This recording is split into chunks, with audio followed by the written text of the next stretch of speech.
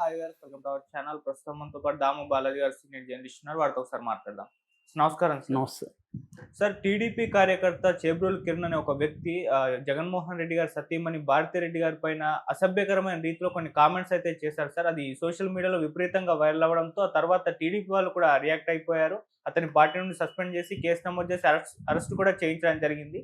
So ఎందుకు ఈ స్థాయిలో పర్సనల్ గా ఒక మహిళలపై వెళ్ళి ఈ విధంగా కామెంట్స్ చేస్తున్నారు? అంటే నేతలు కావచ్చు, కార్యకర్తలు కావచ్చు, మీరేం చెప్తారు సార్ ఈ కిరణ్ గురించి? కిరణ్ లాంటి వాళ్ళు అన్ని పార్టీల్లోనూ ఉంటారు. మామూలుగా వైసీపీలో ఇలా ఉంటాయి వాళ్ళు చాలామంది ఉన్నారు, టీడీపీలో చాలామంది ఉన్నారు. ఇక్కడ కూడా మనం చూస్తున్నాం. ఇప్పుడు ఒకప్పుడు తెలంగాణలో ఈ స్థాయిలో ఉండేది కాదు. ఈ కాంగ్రెస్ వచ్చిన తర్వాత బీఆర్ఎస్ సీరియస్గా తీసుకునింది సోషల్ మీడియాని. దాంతో ఇక్కడ కూడా అదేవిధంగా బూతులు తిట్టుకోవడం, ఇక్కడ కూడా అరెస్టులు ఇవన్నీ కామన్. అంటే ఆంధ్రప్రదేశ్ ఎలా ఉందో తెలంగాణ కూడా ఈ విషయంలో సోషల్ మీడియా వారి విషయంలో సేమ్ టు సేమ్ ఉంది. అక్కడ ప్రభుత్వం ప్రతిపక్ష సోషల్ మీడియా మీద విరుచుకుపడుతుంది, దారుణమైన కేసులు పెడుతుంది. ఈ నేపథ్యంలో చేబ్రోలు కిరణ్ అనే ఒక కుర్రవాడు పీబీటీవీ అనే దాంట్లో పాయింట్ బ్లాంక్ అనే ప్రోగ్రాంలో మాట్లాడుతూ వైఎస్ భారతిరెడ్డి గురించి అతి దారుణమైన కామెంట్లు, వాళ్ళ పిల్లల గురించి అతి దారుణమైన కామెంట్లు చేశాడు. ఆ వీడియోని వైరల్ చేశారు.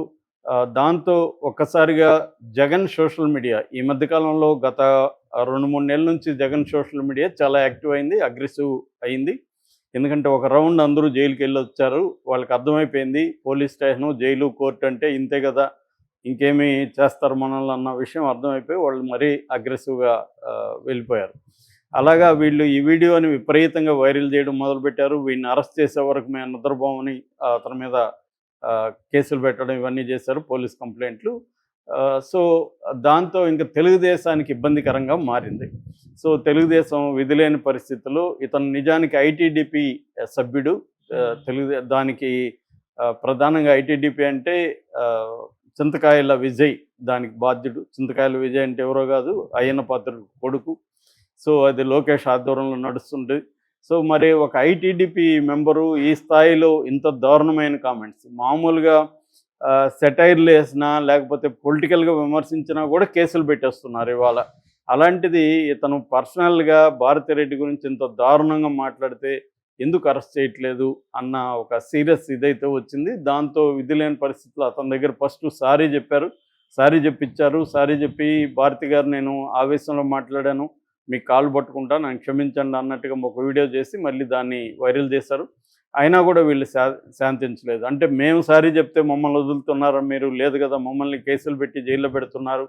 For example Posani Krishnamurali sorry చెప్పేసి నేను ఎవరి జోలికి రానని రాజకీయాల నుంచి విరమించుకున్నా కూడా అతను వదలలేదు కదా మీరు, ఇతన్ని మాత్రం ఎలా వదులుతారని మళ్ళీ ట్రోలింగ్స్ పెరిగాయి. దాంతో ఇతని మీద కేసు పెట్టారు గుంటూరు పోలీసులు. మంగళగిరి పోలీస్ స్టేషన్లో ఇతని కేసు పెట్టి నల్లపాడు తీసుకెళ్లారు. ఇతని మీద సెక్షన్లు కూడా నాన్ బెయిలబుల్ అండ్ కాగ్నిజెంట్ సెక్షన్లు, అంటే వితౌట్ కోర్టు పర్మిషన్ అరెస్ట్ చేయొచ్చు, అట్లాగే బెయిల్ కూడా తనకి రాదు. బిఎన్ఎస్ 79 పెట్టారు, అంటే మహిళల్ని కించపరిచే సెక్షను. 196 పెట్టారు, వివిధ వర్గాల మధ్య గొడవలు పెట్టడం. 353 అనుచిత వ్యాఖ్యలు చేయడం. 61 నేరపూరిత కుట్ర, క్రిమినల్ కాన్స్పిరసీ. 111 అనేది ఈ మధ్య వైసీపీ వాళ్ళ మీద విపరీతంగా పెడుతున్నారు. దీన్ని కూడా మన పోసాని మీద కూడా పెట్టారు, నేను చెప్పాను కూడా. 111 అనేది ఏంటంటే ఆర్గనైజ్డ్ క్రైమ్ సిండికేట్లో మెంబర్ కావచ్చు, ఆర్గనైజ్డ్ క్రైమ్ సిండికేట్ మెంబర్కి ఆశ్రయం ఇవ్వచ్చు, లేదా ఆర్గనైజ్డ్ క్రైమ్ నుంచి వచ్చిన డబ్బుల్ని తను తీసుకొని ఉండొచ్చు.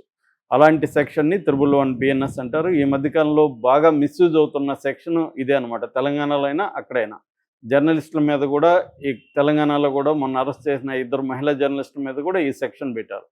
ఈ సెక్షన్ ఎందుకంటే ఈ సెక్షన్ వచ్చి non bailable and cognisable. Cognisable అంటే కోర్టు పర్మిషన్ అవసరం లేకుండా అరెస్ట్ చేయొచ్చు, నాన్ బెయిలబుల్ అంటే దాంట్లోనే ఉంది కదా బెయిల్ రాని పరిస్థితి. సో ఆ సెక్షన్లు ఈ అబ్బాయి మీద పెట్టారు. దాంతోపాటు జనరల్గా సోషల్ మీడియాలో ఏదన్నా ఒక విషయాన్ని బ్యాడ్గా వైరల్ చేస్తే 67A ఐటీ యాక్ట్ కింద పెడతారు. ఇది కూడా పెట్టారు.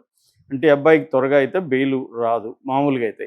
కానీ మరోవైపు చూస్తే తెలుగుదేశం వాళ్ళు ఈ అబ్బాయి పట్ల సాఫ్ట్ కార్నర్తో ఉన్నారనేది అర్థమవుతుంది.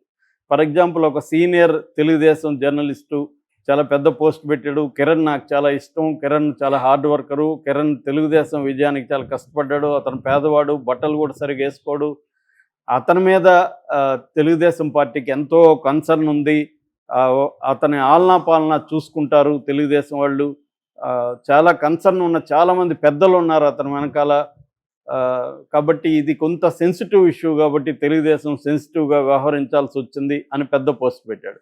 అంటే వాళ్ళు విధిలేని పరిస్థితుల్లో ఇతను అరెస్ట్ చేస్తారు తప్ప వాళ్ళకేమి దీని పట్ల ఇతను ఇలా మాట్లాడడం పట్ల వ్యతిరేకత లేదనేది అర్థమవుతుంది. ఈ సీనియర్ జర్నలిస్ట్కి వ్యతిరేకత ఉంటే ముందు ఖండించాలి కదా, వ్యతిరేకంగా వైసీపీది ఖండిస్తున్నారు, తెలుగుదేశం వాళ్ళది కూడా ఖండించాలి కదా.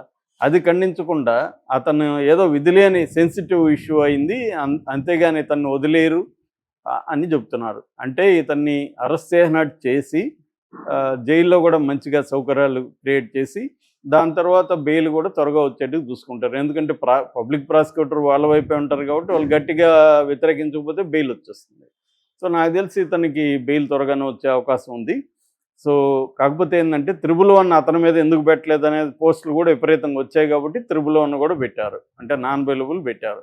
సో ఇది మామూలుగానే ప్రతి ప్రభుత్వం కూడా ప్రతి పార్టీ కూడా పొలిటికల్ పార్టీ ఏదైనా అధికారంలో ఉన్నప్పుడు ప్రతిపక్ష మీడియాని, ప్రతిపక్ష సోషల్ మీడియాని, ప్రతిపక్షంలో ఉండే కార్యకర్తల్ని, నాయకుల్ని అణచివేయడానికి శాయశక్తిలో ట్రై చేస్తుంది. గతంలో జగన్ ఉన్నప్పుడు ఈనాడు జ్యోతికి ఇబ్బందులు పెట్టాడు, జ్యోతి పేపర్ని, ఈనాడు పేపర్ని సర్క్యులేషన్ కట్ చేయడానికి ట్రై చేశాడు, సాక్షి కొనే విధంగా చేసుకున్నాడు. అట్లాగే తెలుగుదేశం సోషల్ మీడియా వాళ్ళ మీద అనేక మంది మీద కేసులు పెట్టారు, అవన్నీ జగన్ చేశాడు. ఇప్పుడు అంతకంటే రెట్టింపుగా తెలుగుదేశం కూటమి ప్రభుత్వం వైసీపీ మీద ఇదే పని చేస్తుంది. మళ్ళీ ఇప్పుడు ఆల్రెడీ జగన్ అంటున్నాడు మేము వస్తే బట్టలు ఊడదీస్తాం ఇంకోటి అంటున్నాడు, మళ్ళీ జగన్ వస్తే అది ఇంకా పెంచుతారు.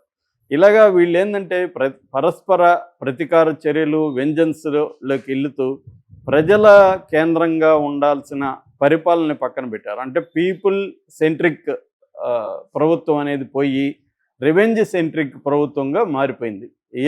ఏ పార్టీ ఉన్నా ఇక్కడ మినహాయింపు ఏ పార్టీ లేదు, ఇక్కడైనా అంతే. ఇక్కడ కాంగ్రెస్ కూడా ప్రధానంగా ఏం చేస్తుంది, పీపుల్ సెంట్రిక్ అనే పాలిటిక్స్ పక్కన పెట్టేసి తనకి వ్యతిరేకంగా తనని ఎవరు వ్యతిరేకించినా, తన పాలసీలని తనని ఎవరు వ్యతిరేకించాలనో వాళ్ళని ఐడెంటిఫై చేయడం, వాళ్ళని ఏదో రకంగా ఇబ్బందులు పెట్టడం, కేసులు పెట్టడం, అరెస్ట్ చేయడం అనేది రేవంత్ రెడ్డి ప్రభుత్వం కూడా చేస్తుంది. లేటెస్ట్గా హైదరాబాద్ సెంట్రల్ యూనివర్సిటీ విషయంలో కూడా మనం చూసాం. ఇది సెంట్రల్ గవర్నమెంట్ కూడా అదే చేస్తుంది, ఏ ప్రభుత్వం అదే చేస్తుంది. మొన్న అక్కడ కూడా ఒక కమెడియన్, స్టాండప్ కమెడియన్ ఒక వీడియో పెడితే ఆ వీడియో చేసిన వాళ్ళ మీద కూడా, ఆ వీడియో చూసిన వాళ్ళ మీద కూడా కేసు పెడుతున్నారు. అంటే మహారాష్ట్రలో ఏ స్థాయిలో ఇవాళ ఇంటాలరెన్స్ అంటే సహనం అనేది లేకుండా పోయిందో. ఒకప్పుడు నెహ్రూ మీద కూడా ఘోరమైన కార్టూన్లు వేసేవాళ్ళు, ఎన్టీఆర్ మీద ఎలా వేశారో మనంతో చూసాము. ఆ స్థాయిలో రాజకీయ నాయకుల మీద సెటైర్లు కానీ కామెడీలు అనేవి ఎప్పటి నుంచో ఉన్నాయి. కానీ ఇప్పుడు ఒక చిన్న జోక్ వేస్తే కూడా అతన్ని అరెస్ట్ చేయడమే కాకుండా అతను ఎక్కడైతే చెప్పాడో ఆ హోటల్ని పగలగొట్టడమే కాకుండా దాన్ని చూసిన వాళ్ళ మీద కూడా కేసులు పెడుతున్నారు. సో ఈ కైండ్ ఆఫ్ ఇది దేశం అంతా కూడా, అంటే ఈ సోషల్ మీడియా వచ్చాక ఏమైందంటే ప్రజలకి ఒక వాయిస్ దొరికింది. అంతకుముందు ఎక్కడో టీ షాపు దగ్గరనో ఎక్కడో మాట్లాడుకునే విషయాల్ని బహిరంగంగా సోషల్ మీడియాలో ఎవరి ఇళ్లల్లో వాళ్ళు కూర్చొని, ఎవరి ఫోన్లలో వాళ్ళు చూసుకుంటూ తమ అభిప్రాయాలను పెట్టేయడం అనేది జరిగింది. ఇది సోషల్ మీడియాలో కూడా ఒక్కొక్కసారి విశృంఖలత్వం పెరిగిపోయి చాలా దారుణమైన పర్సనల్ కామెంట్స్ కూడా చేయడం, ఈ యాంగిల్ కూడా ఉంది. మనకి సోషల్ మీడియా అనేది ఒక టూల్, ఆ టూల్ని బ్యాడ్గా వాడచ్చు, మంచి దీనికి కూడా వాడచ్చు. సో ఇది బ్యాడ్గా వాడడం కూడా మళ్ళీ పొలిటికల్ పార్టీలే ప్లాన్డ్గా వాళ్ళ ఆర్గనైజేషన్లు పెట్టి, వాళ్ళ ఒక టీములను పెట్టి డబ్బులు ఇచ్చి ఇతరుల మీద బురద జల్లడం, వాళ్ళ పర్సనల్ ఫ్యామిలీ మీద, లైఫ్ మీద అటాక్ చేయడం అనేది మళ్ళీ పొలిటికల్ పార్టీలే ప్రధానంగా చేస్తున్నాయి. సామాన్య ప్రజల కంటే కూడా ఇక్కడ దోషి ఎవరంటే మళ్ళీ పొలిటికల్ పార్టీలే. సో పొలిటికల్ పార్టీలు ఇవాళ దేశంలో ప్రతి పొలిటికల్ పార్టీ కూడా ఎవరికి సిద్ధాంతం కానీ, లేకపోతే ప్రజల పట్ల కన్సర్న్ కానీ, ఈవెన్ పార్టీ లాయల్టీ కానీ ఏమీ లేకుండా పోయింది.